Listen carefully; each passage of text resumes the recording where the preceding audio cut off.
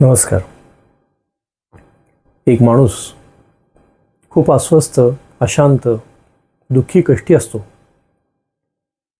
एका साधू महाराजांकडे जो जातो, साधू महाराज मौन बाळगणारे असतात, कधी बोलत नसतात, फारसं खाणाखुणातनंच सांगत असतात.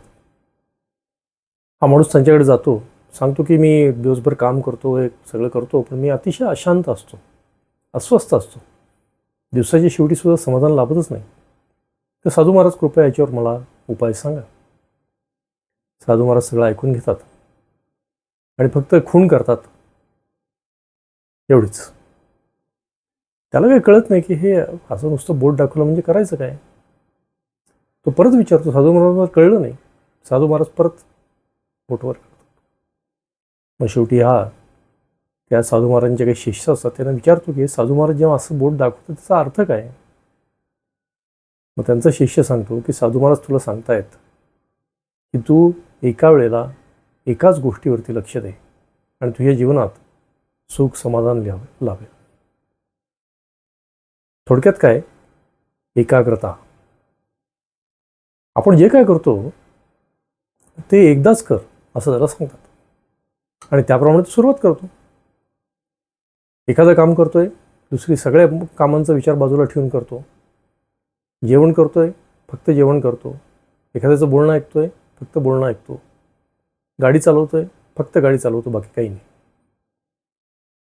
आणि त्याच्या असं लक्षात येतं की असं जेव्हा आपण करतो तेव्हा आपल्याला जीवनामध्ये सुख समाधान लाभतंय.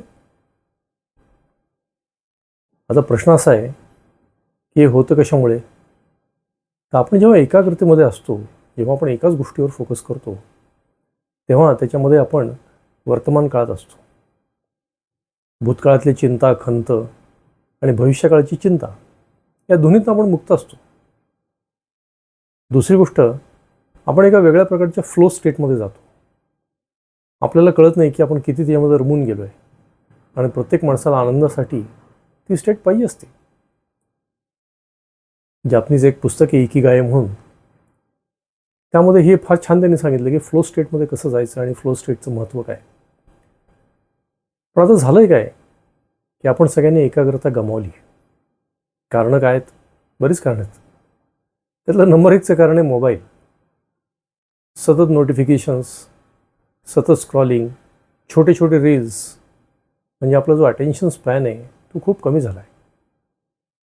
त्याच्यामध्ये मोबाईल बरोबर लॅपटॉप आलेत, बाकी गोष्टी आल्यात, बाकी डिस्टर्बन्सेस आहेच आहेत. म्हणजे आपल्याला एका गोष्टीवरती असं एकाग्र होऊन बघताच येत नाही. दुसरी गोष्ट झाली आहे की मल्टीटास्किंग. एका वेळेला अनेक गोष्टी करायच्या. एकीकडे गाडी चालवायची, दुसरीकडे बोलायचं, एकीकडे टी व्ही लावून बसायचं, दुसरीकडे जेवायचं. हे असं केल्याने आपण ॲक्च्युली कुठेच नसतो. कुठलीच गोष्ट आपली धड होत नाही. एक ना धड भारावर चिंध्या म्हणतात, तसं आपल्या आयुष्याची अवस्था झाली. आणि मग कशातनंच आनंद मिळत नाही. एखाद्या सहलीला जातो, ट्रिपला जातो, पण तिथं निसर्ग सौंदर्य न बघता फोनवरती दुसऱ्या कोणाशी तरी बोलत असतो. हॉटेलमध्ये जेवायला जातो, व्हॉट्सअपवर काहीतरी चॅट करत असतो. कामाच्या ठिकाणी जातो, अजून तिसरंच काहीतरी करतो. म्हणजे आपण जिथं आहोत तिथं नसतोच. अशी सिद्धी आपल्याला प्राप्त झालेली आहे की एकाच्या जागी 10 ठिकाणी आपण असतो आणि त्यामुळे आपलं मन अतिशय भरकटतं, आपल्याला शांतता मिळत नाही. पर्याय काय याला? सोपे पर्याय आहेत. पहिली गोष्ट ते दिवसाची सुरुवात. दिवसाची सुरुवात कधीही मोबाईलपासून करू नका. कारण दिवसाची सुरुवातच अशी झाली की 10 नोटिफिकेशन्स, ईमेल्स, खाट इकडनं आपण हे करतो, ते करतोय. दिवसाच्या सुरुवातीलाच मन अशांत राहतं आणि तोच टोन दिवसभर राहतो. तुम्ही कधी बघितलं का की सकाळी आपण जे गाणं ऐकतो ते आपण दिवसभर गुणगुणतो. तसंच सकाळची सुरुवात अशी झाली की दिवसभर अशांतता राहते. त्यामुळे सकाळी एखाद तास तरी मोबाईलचं स्क्रोलिंग करू नका, ईमेल चेक करू नका, नोटिफिकेशन चेक करू नका. दुसरी गोष्ट, ध्यानधारणा. एकाग्रतेची सवय करावी लागेल आपल्याला. आपल्याला मन एकाग्र करण्याची, मन हे मुळातच असं आहे, मन वडाय वडाय म्हणलं आहे. भगवद्गीतेत सुद्धा हेच म्हणलं, अर्जुनांसुद्धा म्हणलं आहे. हे सोपं नाही आहे, पण प्रयत्नपूर्वक हे करता येतं. हे श्रीकृष्णाने त्याला सांगितलं आहे की प्रयत्नपूर्वक मन एकाग्र करता येतं. त्यामुळे आपल्याला एकाग्रतेचा अभ्यास करावा लागेल. तिसरी गोष्ट, मल्टीटास्किंग कमी करावं लागेल. एका वेळेला एकच गोष्ट करायची. लोकांचा गैरसमज आहे की मल्टीटास्किंग केलं की जास्ती काम होतं. बिलकुल होत नाही. एक काम करायचं, शांततेने करा. सगळे नोटिफिकेशन ऑफ करून ठेवा, मोबाईल लांब ठेवा, बंद करून ठेवा, सायलेंटवर ठेवा आणि मग कॉन्सन्ट्रेशन एक काम करा. ते पूर्ण झालं मग दुसरं काम हातात घ्या. अशा रेंजर आपण करत गेलो, तुमच्या लक्षात येईल की आपल्याला कामातनं समाधान मिळेल. कुठली गोष्ट जी आपण करतोय त्यातनं समाधान मिळेल आणि एक प्रकारचा परिपूर्णतेचा अनुभव आपल्याला येऊ शकतो. काम करता करता ध्यानधारणा होऊ शकते.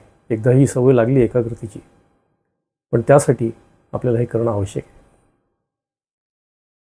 एकाग्रतेमध्ये तुम्ही काय करता सध्या? तुम्हाला काय जाणवतं आहे आपल्या आयुष्यात? मी जे म्हणतोय तुम्हाला खरं वाटतं का? आणि तुम्ही काय करायचं ठरवलं आहे हे कॉमेंट्समध्ये जरूर लिहा. असे व्हिडिओज आपल्याला आवडत असतील तर जरूर लाईक करा, सबस्क्राईब करा आणि शेअर करा. नमस्कार.